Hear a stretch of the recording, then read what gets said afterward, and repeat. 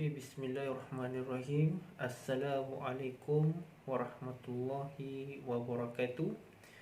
Yang saya kasihi anak-anak tingkatan 2 yang sedang bersama-sama keluarga di rumah dalam tempoh PKP, Perintah Kawalan Pergerakan, yang akan dilanjutkan sehingga 28 April ini. InsyaAllah pada hari ini kita akan teruskan dengan topik yang seterusnya, iaitu bab 3, pengaruh pergerakan bumi terhadap cuaca dan iklim. Baik, pengenalan untuk bab ini. Seperti yang kita tahu, bumi berputar di atas paksinya sambil beredar mengelilingi matahari. Pergerakan bumi ini telah mewujudkan pelbagai kesan terhadap cuaca dan iklim. Pelbagai kesan ini, peran bumi mengelilingi matahari telah menyebabkan berlakunya kejadian 4 musim dalam setahun di kawasan beriklim sederhana. Baik, nanti saya akan masukkan rajah ini.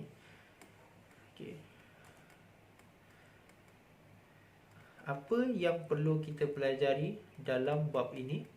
Di akhir bab ini nanti, apa yang awak akan dapat?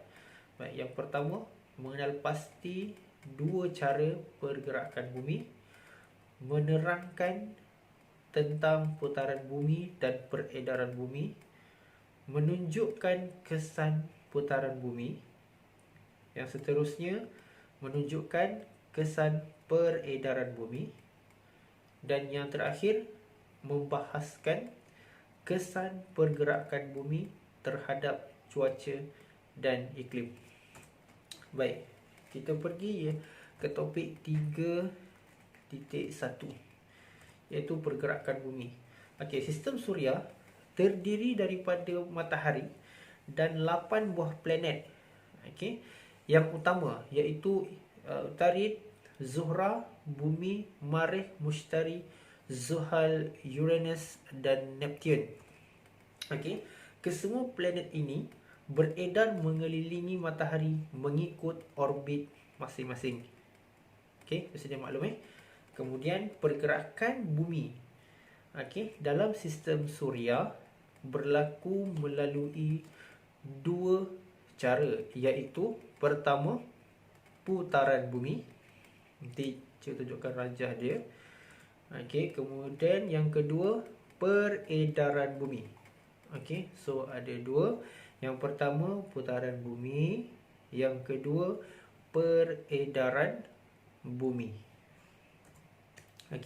Bumi berputar pada paksinya sambil beredar mengelilingi matahari mengikut orbitnya yang berbentuk elips ataupun bujur. Elips ataupun bujur. Itu kaedah dia berjalan berputar. Kemudian seterusnya ialah putaran bumi.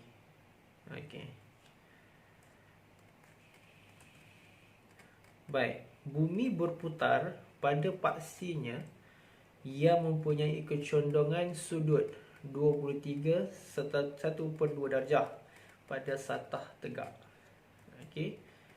Pada satah tegak, nanti cikgu cuba masukkan rajah dia, grafik dia. Baik, putaran bumi adalah dari arah barat ke timur atau mengikut arah lawan pusingan jam. Satu putarannya lengkap mengambil masa 24 jam atau 1 hari. Kita cuba tengok pula apa kesan-kesan putaran bumi. Yang pertama, yang paling sering berlaku, kejadian siang dan malam. Okey. Dalam siang dan malam. Kemudian berlaku perbezaan waktu tempatan. Okey, yang ini anak-anak kena faham perbezaan waktu tempatan. Waktu di Malaysia tak sama dengan waktu di bahagian sebelah barat, okey, ataupun selang longitude yang berbeza. Misalnya di Malaysia, waktu di Malaysia tidak sama dengan waktu di Mekah. Okey, itu contohnya. Okey, bumi mengambil masa 24 jam untuk melengkapkan satu putaran, iaitu 360 darjah dalam setiap. Okey, dalam setiap jam bumi akan berputar sebanyak 15 darjah longitude atau 4 minit bagi setiap satu longitude. Okey. Baik. Contoh perbezaan waktu antara tempat. Okey, misalnya perlawanan bola sepak semasa Sukan Olimpik Rio, Brazil 2016 disiarkan secara langsung. Okey.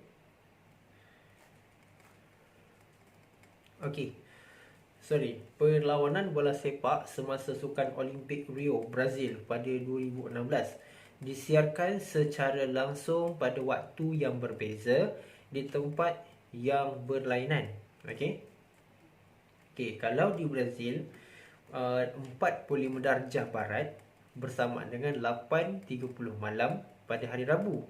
Tetapi kalau anda berada di Alaska 150 darjah barat, bersama dengan 1.30 minit petang pada hari Rabu, pada hari yang sama. Tetapi sekiranya anda pada tarikh yang sama, pada pusingan yang sama, itu awak berada di London pada ketika itu 0 darjah, maka masa awak ialah 11.30 minit malam Rabu pada hari yang sama. Kecuali sekiranya anda beralih menyeberang ataupun merentasi garisan 0 darjah. Contoh kita ambil anda berada di Lahore, India, iaitu 75 darjah timur. Bermaksud pada hari yang sama, iaitu Brazil 8.30 malam Rabu, kalau anda berada di Lahore 75 darjah timur bersamaan dengan 4.30 minit pagi pada hari Khamis. Itu adalah gambaran pusingan putaran bumi pada paksinya mewujudkan perbezaan waktu tempatan. Baik.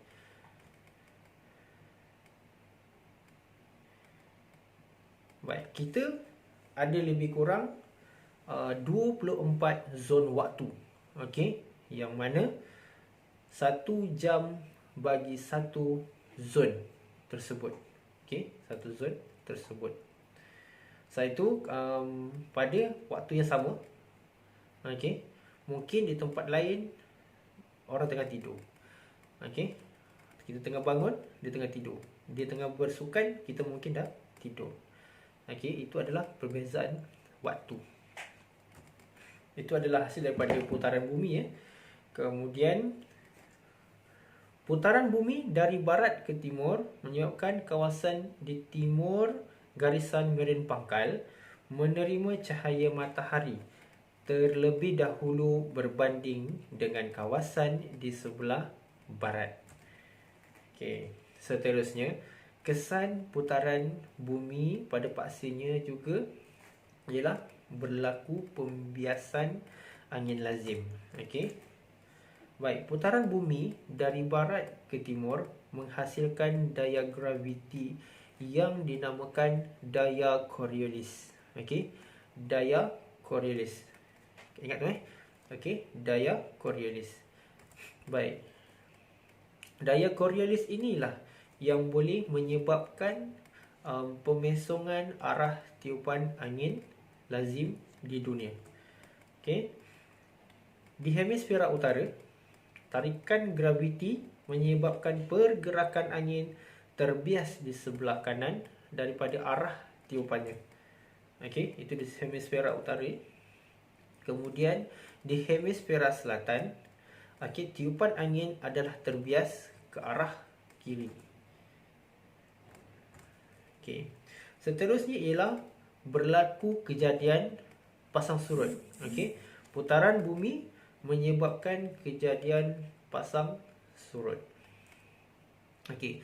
Fenomena pasang surut berlaku sebanyak 2 kali dalam tempoh 24 jam disebabkan oleh tarikan graviti antara bumi dan bulan atau bumi dengan matahari. Okey, kuncinya ialah tarikan graviti. Sama ada tarikan graviti di antara bumi dengan bulan atau bumi dengan matahari. Okey, daya graviti bulan yang kuat menarik air laut di permukaan yang menghadap bulan. Okey, bulan sangat kuat tarikan graviti dia sangat kuat. Okey. Baik. Seterusnya ialah peredaran bumi. Okey. Tadi putaran bumi, sekarang peredaran bumi. Okey. Peredaran bumi. Bumi secara umumnya beredar mengelilingi matahari mengikut arah lawan jam. Okey, itu secara umum. Satu peredaran yang lengkap mengambil masa selama 365 1/4 hari atau 1 tahun. Okey, peredaran bumi mengelilingi matahari mengikut arah lawan jam. Itu yang paling penting. Apa kesan-kesan peredaran bumi? Okey, kesan-kesan peredaran bumi. Okey, yang pertama sekali ialah kejadian 4 musim. Okey, di kawasan beriklim sederhana. Okay, kalau Malaysia taklah. Okey. Okey, di kawasan beriklim sederhana akan berlaku musim bunga. Okey. Kemudian musim panas. Okey, seterusnya musim luruh dan yang keempat iaitu musim sejuk. Begitulah seterusnya. Okey. Kejadian 4 musim ini ada bulan-bulan tentu. Saya akan jelaskan sebentar lagi. Okey, baik. Di hemisfera utara, musim bunga berlaku pada Mac hingga Mei. Kemudian musim panasnya ialah pada Jun hingga Ogos. Manakala musim luruh berlaku pada bulan September hingga November dan musim sejuk berlaku di antara Disember sehingga bulan Februari. Okey. Manakala di hemisfera selatan, musim bunga berlaku pada September hingga November dan musim panas berlaku di antara bulan Disember hingga bulan Februari. Musim luruh berlaku pada bulan Mac hingga bulan Mei dan musim sejuk berlaku di antara Jun hingga Ogos. Okey.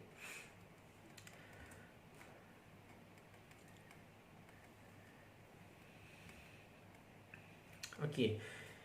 Equinox musim bunga yang berlaku pada 21 Mac. Okey. Ciri-ciri equinox musim bunga pada 21 Mac ialah yang pertama, matahari tegak di atas kepala di garisan khatulistiwa. Okey, kemudian hemisfera utara pada masa tersebut mengalami musim bunga dan hemisfera selatan mengalami musim luruh. Okey. Kemudian hampir semua kawasan di permukaan bumi mengalami tempoh siang dan malam yang sama panjang. Okey, sama panjang. Okey, 12 jam siang, 12 jam malam. Lebih kurang macam itulah. Seimbang. Kemudian bila selepas 21 Mac, berlaku selepas musim bunga beralih ke musim solstice, musim panas, iaitu sekitar 21 Jun. Okey, matahari tegak di atas kepala di garisan sartan. Okey, di atas garisan sartan. Sartan tu nilai darjah dia ialah 23 1/2 darjah utara. Okey, itu kita dah belajar tingkatan 1 dulu. Kemudian hemisfera utara mengalami musim panas dan hemisfera selatan mengalami musim sejuk. Okey, kemudian kawasan di hemisfera utara mengalami waktu siang yang lebih panjang berbanding waktu malam. Dan kawasan di hemisfera selatan mengalami waktu malam yang lebih panjang berbanding dengan waktu siang. Kemudian kutub utara mengalami 24 jam siang, manakala kutub selatan mengalami 24 jam malam. Itu Mei hingga Oktober. Okey. Wow, lama tu. 24 jam malam ni. 24 jam malam tak puasa lah. Tak ada fatwa dia. Boleh puasa insya-Allah. Okey. Baik.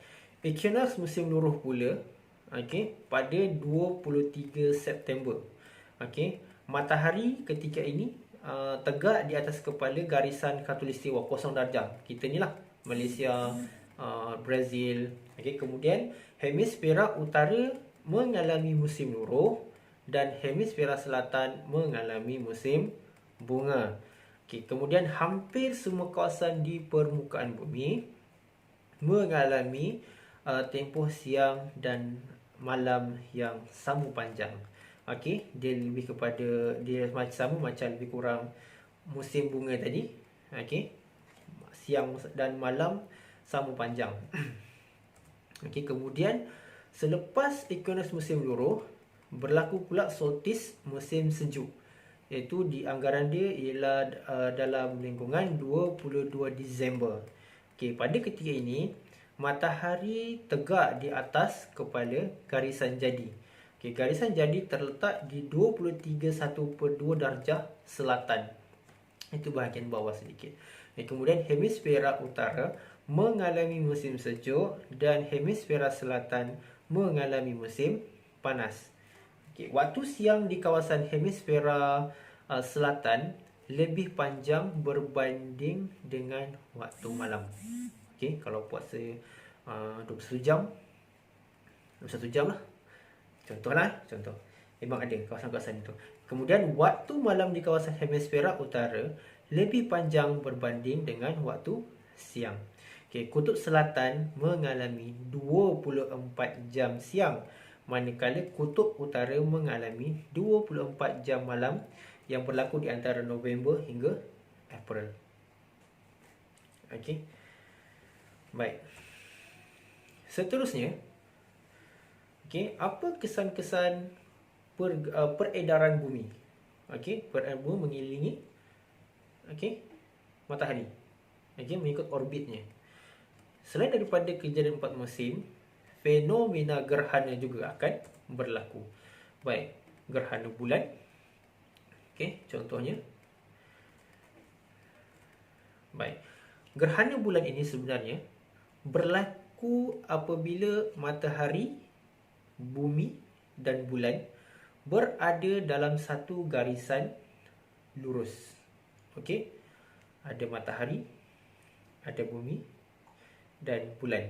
Okey, pada satu garisan yang lurus. Okey. Pada ketika ini, bumi akan melindungi cahaya matahari daripada terpancar ke bulan. Okey, dia menutuplah. Okay, keadaan ini menyebabkan bulan akan ditutupi oleh bayang-bayang bumi. Okey. Kemudian gerhana matahari pula berlaku apabila kedudukan bulan menghalang cahaya matahari ke bumi yang menyebabkan bayang-bayang bulan melindungi bumi. Okey, pada ketika ini, kedudukan matahari, bulan dan bumi berada dalam satu garisan lurus. Okey, gerhana matahari tidak meliputi seluruh permukaan bumi kerana bulan adalah lebih kecil dari bumi. Okey, kemudian gerhana penuh dipanggil yang berada di zon penuh itu dipanggil umbra, dan gerhana separuh di zon gerhana separuh dipanggil gerhana separuh itu dipanggil penumbra. Okey.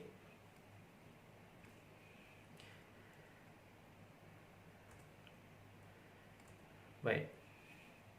kita imbas kembali okey, pengaruh pergerakan bumi terhadap cuaca dan iklim. Okey, kita dah belajar tadi okey, putaran bumi. Okey, pergerakan bumi ada menghasilkan dua pula. Okey, pecah kepada dua. Yang pertama putaran bumi, yang kedua menghasilkan peredaran bumi. Okey. Putaran bumi berputar pada paksinya dari barat ke timur. Okey, satu putaran lengkap mengambil masa selama 1 hari atau 24 jam. Kemudian peredaran bumi mengelilingi matahari mengikut arah lawan pusingan jam, okey, dalam orbit elips, dan satu putaran lengkap mengambil masa 365 hari ataupun 1 tahun. Kemudian putaran bumi memberikan kesan-kesan okey, seperti kejadian siang dan malam, perbezaan waktu tempatan, pembiasan angin lazim, dan kejadian pasang surut. Okey, untuk peredaran bumi, okey, dia melibatkan dua kesan utama. Yang pertama kejadian 4 musim dan yang kedua fenomena gerhana. Okey. Baik. Itu saja daripada cikgu. InsyaAllah awak boleh ulang rakaman ini sambil mencari beberapa bahan grafik yang cikgu akan selitkan di bawah untuk mendapat lebih kefahaman. Okay, cikgu doakan semoga PKP ini berakhir dan kita kembali kepada norma asal. Okey, maksud norma asal tu ialah kembali ke sekolah. Walaupun mungkin ada sedikit normal baru yang perlu kita serap. Cikgu kan semoga anda sihat, dilindungi, dijauhkan daripada virus COVID-19. Okey, dan semoga pembelajaran ini mendapat rahmat daripada Allah dan semoga anak-anak diberkati dalam menuntut ilmu.